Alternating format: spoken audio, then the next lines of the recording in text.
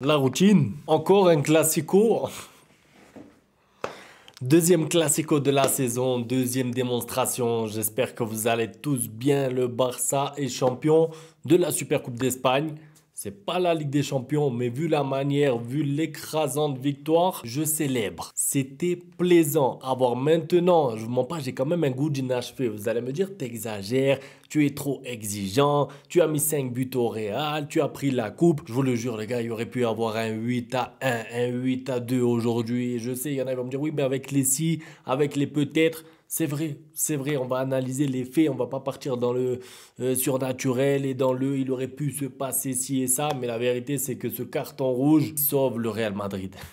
Ils sauvent leur match, ils sauvent leur histoire même parce que 5-1 à la 50e minute, ils avaient même plus envie de courir. Ça veut dire que les joueurs du Real, ils étaient là, ils couraient, ils faisaient semblant parce que bon, ils sont payés. Donc, ils avaient compris que le match était fini, ils faisaient même plus d'efforts et extérieur du pied de Rafinha, passe en profondeur, carton rouge. En plus, sur le coup franc, il y a un but, ça relance un peu le match. Ça gâche un petit peu le côté humiliation, même si ça reste une humiliation. Mais je pense honnêtement que le Barça aurait pu mettre 7 buts aujourd'hui au Real Madrid. 2 buts de plus sur la fin. Il n'y avait pas eu ce fameux carton rouge qui, comme je l'ai dit, relance un petit peu. En tout cas, remet du suspense. Parce que moi, je ne vous mens pas, au moment où il y a le carton rouge, alors je sais qu'aujourd'hui, je commence à l'envers. Je commence par la fin. Mais la vérité, c'est que ce carton rouge fait que le Real Madrid, comme on les connaît, comme on sait qu'ils sont toujours là, comme on sait qu'ils meurent jamais, on se demande. On commence à regarder le chronomètre, on se dit attention, il reste 30 minutes, il n'y a plus que 3 buts d'écart. 3 buts d'écart, c'est beaucoup, mais à 10 contre 11, quand tu sais les antécédents du Barça face à Monaco, face au PSG l'année dernière, tu sais qu'à 10 contre 11, tu es en fait en danger.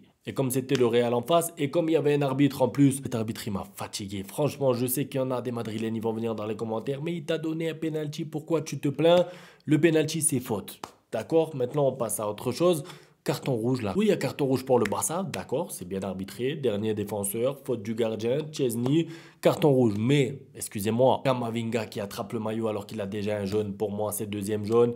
Vinicius qui râle, qui se plaint, qui fait des fautes, qui doit prendre aussi un deuxième jaune. Chouameni, pareil, qui fait une faute, ça doit être aussi rouge. Enfin, franchement, il y a au moins 3 joueurs du Real Madrid qui peuvent, je dis bien qu'ils peuvent, évidemment pas les 3, mais au moins un sur 3 qui doit prendre un carton rouge dans ce match. Et c'est pas normal parce qu'en fait, tu souffres pas sur la fin, ça va, tu as de la marge, mais on sait jamais quoi. S'il y a le 5-3, s'il y a le 5-4, on sait comment ça peut aller vite dans le football, surtout avec le Real Madrid.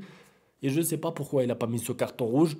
Maintenant, on n'est pas là pour parler d'arbitrage. Il y a eu du beau football, il y a eu plein de belles choses côté Barça et je pense qu'il vaut mieux s'attarder sur ça. D'abord, niveau composition, je reviens maintenant. On fait un saut dans le temps. On revient au passé maintenant. Donc, avoir le match, Dani Olmo sur le banc, choix d'Hansi Flick, Gavi titulaire, cohérent. Moi, j'avais dit dans l'avant-match, j'aurais aimé voir Dani Olmo titulaire, mais s'il n'est pas titulaire, déjà, il y a une raison. Peut-être que physiquement, peut-être que mentalement, le fait qu'il ait été inscrit tard et tout.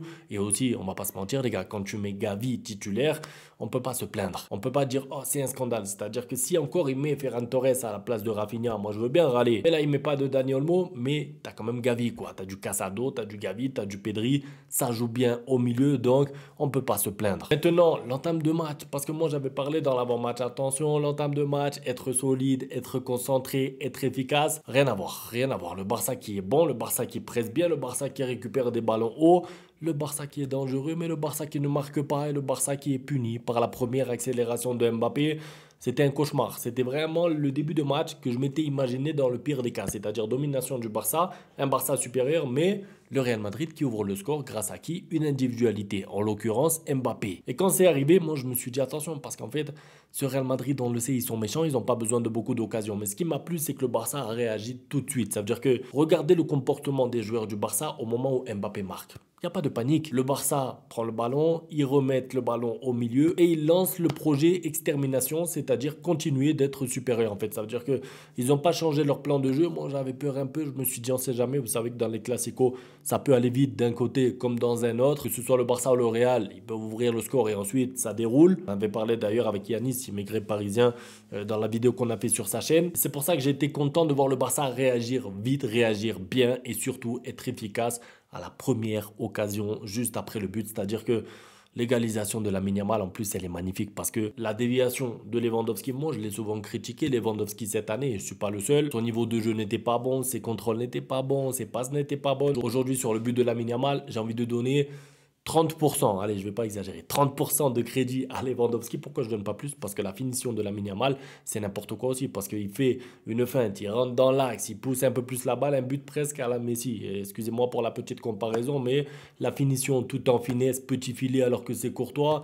Je veux dire, 17 ans, tu as déjà la maturité pour faire des finitions comme ça, clinique, petit filet. Il n'a pas tiré fort, il ne s'est pas dit, allez, je tire au hasard. C'est son deuxième but de la saison au passage dans un classico. C'est fort, Lamine Yamal. Franchement, 17 ans. J'avais dit, justement, et encore une fois, c'était dans la vidéo avec Yannis, je me disais, bon, moi, Lamine Yamal, j'attends de lui des bons matchs, j'attends de lui des bons classicos, mais je ne vais pas lui réclamer des buts, je ne vais pas lui réclamer des buts surtout importants, mais non, et de quoi en fait? C'est-à-dire qu'il est taillé d'une autre pierre. Il est là déjà à égaliser contre le Real Madrid. Au moment le plus important, parce que contre le Real, si tu traînes longtemps en dessous, c'est-à-dire que si tu es mené au score longtemps, 20 minutes, 30 minutes, il y a un doute qui s'installe et surtout sur les contres, ils peuvent te mettre un deuxième et c'est presque fini. Après, ça devient trop difficile. Donc, c'était trop important de vite égaliser, en tout cas, surtout avant la mi-temps. Et Lamine Yamal, la manière avec laquelle il finit et conclut, franchement, pour moi, c'est le plus beau but du match. Après, il y a eu des jolis buts. C'est vrai que c'est difficile parce que Rafinha a aussi la tête incroyable sur une passe de Koundé. Il y a eu des beaux buts aujourd'hui, on va pas se mentir, mais ce but-là de Lamine Yamal, pour moi, c'est le but le plus important du match. Ça relance vite le match. Ça empêche le Barça de douter et surtout, tu as l'impression que le Real, tout ce qu'ils ont fait, ça a été fait pour rien. Et d'ailleurs, ce qui m'a plu, c'est que de suite après, 5 minutes, 8 minutes après avoir égalisé, le Barça a poussé tout de suite pour aller mettre le 2-1, le 3-1. Et c'est ça, en fait, le Barça de flic. Et c'est ça, le Barça qu'on a aimé en début de saison. Et c'est ça, le Barça en mode destruction. Parce que le Barça, en tout cas, ce Barça-là, ne sait pas gérer les matchs. Ça veut dire que vous croyez quoi? Koundé qui monte, qui est décisif, qui fait des passes D, Baldé de l'autre côté, qui est buteur. Ça, pour moi, c'est la signature du Barça dans le Flick. Parce que si le Barça avait mis le 2-1 et s'était ensuite contenté de garder ce résultat en essayant de défendre et tout, ça n'aurait pas marché. Le Barça se serait fait égaliser, j'en suis sûr, à 100%. Là, le fait d'aller chercher le troisième, d'aller chercher le 4, parce que le quatrième aussi, pour moi, c'est un symbole de ce Barça. Il reste une minute, même pas, au temps additionnel. Un corner pour le Real. Le Barça récupère la balle. Il y a 3-1. À ce moment-là, ils peuvent se dire, bon, 3-1 à la mi-temps, c'est bien. Non, non. Contre-attaque, explosivité. Lamine Yamal, Rafinha, Baldé, boum, but, 4-1. C'est fini, c'est plié. Ça veut dire que l'intention d'aller mettre un but de plus, l'intention de vouloir faire mal à l'adversaire, l'intention de vouloir même limite, j'ai envie de dire, excusez-moi, humilier l'adversaire, c'est ça, le Barça dans Hansi Flick. Après, bien sûr, il y a des matchs où ça va pas fonctionner, il y a des matchs où tu vas pas être efficace et tout, je le sais, mais en tout cas contre le Real, quand même. Deux matchs, deux classicos, un 4-0 là-bas, là vous en mettez 5. La supériorité dans le jeu, moi aussi, c'est ça qui m'a marqué. Ça veut dire que là, on va parler de trophées, on va parler de la première coupe de Hansi Flick, on va parler des 5 buts qui a été mis par le Barça au Real. On peut parler de tout ça, mais venez, on parle aussi football, parce que moi, je sais pas, après, bien sûr, sur la fin de match, c'est un petit peu faussé parce que bon, le match est plié, parce que tu as un carton rouge. Mais sur la première mi-temps, sur les 50 premières minutes, moi, si je suis neutre, je suis pour aucune équipe, j'allume la télé, je vois le Barça jouer comme ça, Casado, Pedri, dédoublement, Lamine Yamal, passe en retrait, 1-2, 1-2, Pedri, Gavi. Ça me parle, c'est un football qui est beau à voir. Alors encore une fois, est-ce que faire du beau football, ça vous donne des trophées? En tout cas, j'ai envie de dire aujourd'hui oui. Peut-être pas tout le temps, d'accord, mais en tout cas c'est plaisant. Tu es fan de foot, tu regardes un match comme ça, tu prends du plaisir, tu te régales. Côté Real Madrid, bon, ils ont eu une fulgurance, Mbappé qui va tout seul, bon, il frappe, gardien qui l'arrête pas. Ça fait but, d'accord. Mais en termes de football pratiqué, franchement, il y avait deux classes d'écart. Et c'est pour ça d'ailleurs que quand ils prennent le carton rouge, je me dis, c'est dommage parce que moi, je me disais, ça va peut-être se terminer en 5-3, 5-4. J'étais presque confiant pour le titre. C'est-à-dire qu'il restait pas assez de temps pour moi pour que le Real remonte 4 buts comme ça, d'accord? C'était trop difficile. Mais ça gâchait un peu la fête, je trouve, la domination, la supériorité du Barça dans ce match. Et d'ailleurs, quand je vois la supériorité encore une fois comme aujourd'hui, j'ai les nerfs pour la Liga. Je me dis comment tu peux être derrière ce Real Madrid. Encore une fois, désolé les Madrilènes, moi c'est pas pour manquer de respect, mais j'ai vu le Real Madrid jouer pendant 17 ans, pendant 18 ans, depuis que j'ai 11 ans, 10 ans, je suis la Liga. C'est pas un gros Real Madrid, c'est pas un Real Madrid qui fait peur. Donc quand tu vois qu'ils sont devant le Barça en Liga, en tout cas pour moi, c'est frustrant. Parce que honnêtement, ils sont largement prenables, je l'avais dit dans l'avant-match, et la preuve, voilà, 5-2. Maintenant, dans les top joueurs, parce que en vrai, hein, c'est difficile. Quand tu gagnes 5-2 comme ça, et encore quand tu mènes 5-1 à la 50e minute, tu peux mettre 7-8 joueurs dans le top 3. Je vais essayer d'en donner 3. Excusez-moi si je ne mets pas le vôtre. Maintenant, la vérité, c'est que je suis ouvert au débat parce que tous les joueurs auraient pu être dedans. En 1, la vérité, hein, je vais mettre Rafinha. Le match qu'il nous sort, Rafinha, franchement, encore une fois, je ne sais pas si c'est l'homme du match vraiment parce que bon, Lamine Yamal, c'est un gros match aussi. Pedri, il y a plein de joueurs qui ont fait un bon match, mais le match de Rafinha, franchement, il a été efficace devant les buts. Il fait un crochet, je crois que c'est sur Tchouaméni, il l'a envoyé là-bas. Il l'a envoyé à Madrid là-bas, il l'a renvoyé à Madrid parce que là, c'était en Arabie Saoudite le match. Tchouaméni, d'ailleurs, j'aime beaucoup ce joueur, moi, qui continue à jouer au Real Madrid, ça me plaît. Tous ces matchs sont plus nuls les uns que les autres, j'apprécie. Merci Tchouaméni. Et je l'apprécie depuis le penalty raté contre l'Argentine. Donc vas-y, Aurélien, c'est très bien. Je disais Rafinha, en fait, même la tête, vous avez vu la tête qu'il met sur le but, la passe de Koundé, elle est belle, d'accord, mais le ballon, pour ceux qui ont joué au football, parce que moi j'ai joué au football, mon principal défaut c'était ça, c'était la lecture sur les ballons très lointains, les longs ballons, c'est super dur à faire, ça veut dire que ça a l'air facile, mais Rafinha qui fait l'appel, ok, il est bien servi, ok, mais ensuite, marquer la tête, mettre de la puissance avec la tête, cadrer la tête, tout ça, c'est dur. Croyez-moi, c'est dur. On regarde la télé, on a l'impression que c'est facile, mais le but de Rafinha est super difficile à mettre. L'autre but qu'il met aussi, franchement, frappe croisée. En fait, je sais pas, c'était le Rafinha du début de saison. Comme quoi, il est passé un peu au travers lors du dernier match où on s'est dit, bon, Rafinha, il retombe dans ses travers. Non, là, il a montré classico, efficacité. Aussi, pour moi, le bon geste sur le but de Baldé parce que c'est la dernière action de la mi-temps, il aurait pu se faire plaisir, il y a 3-1, il aurait pu dire allez je tente, je tire cadré, croisé pardon, ça peut faire but. Non, il est intelligent, il a vu qu'il y a Baldé, il la donne, tout pour le collectif en fait encore une fois. Et c'est pour ça que je dis, pour moi Rafinha il mérite pas de critique quand il rate des matchs. Ça peut lui arriver de rater des matchs à Rafinha, bien sûr. C'est pas Ronaldinho, c'est pas Messi. Il va pas enchaîner 40 masterclass, mais la vérité, c'est que c'est l'un des joueurs qui a le niveau le plus haut en ce moment et surtout qui est le plus régulier. Pour regarder le niveau de Rafinha en ce moment, c'est bon match, bon match, bon match, très bon match. Un match moyen et après on repart sur des bons matchs. Donc je ne peux pas critiquer ce genre de joueur qui en plus donne tout. Combien de sprints, combien d'appels, il est parti à la bagarre avec des Rudiger, avec des Valverde.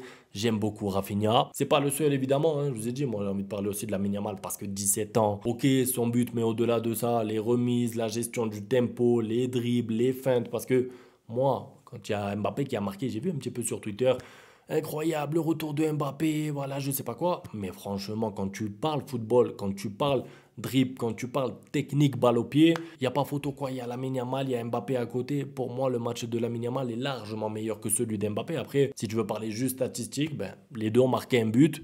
Et c'est ça un peu le football moderne, mais qualité du match de Lamine Yamal, c'est incroyable, surtout quand on prend en compte le fait qu'il est sorti à la 60e à cause du carton rouge. Le pauvre, à chaque fois qu'il y a un carton rouge, il en fait les frais, rappelez-vous, contre le PSG. Et surtout si on prend en compte le fait qu'il était blessé, il était absent, il est revenu juste à temps. Pour Bilbao, il a fait une masterclass, là il enchaîne encore, ça veut dire que Bilbao, Madrid, 4 jours d'écart, 2 gros matchs, 2 fois buteur. Non, Lamine Yamal, franchement, respect. Et j'ai envie de terminer par un point, c'est le milieu de terrain de manière globale. Je pourrais parler aussi de la défense et je le ferai demain.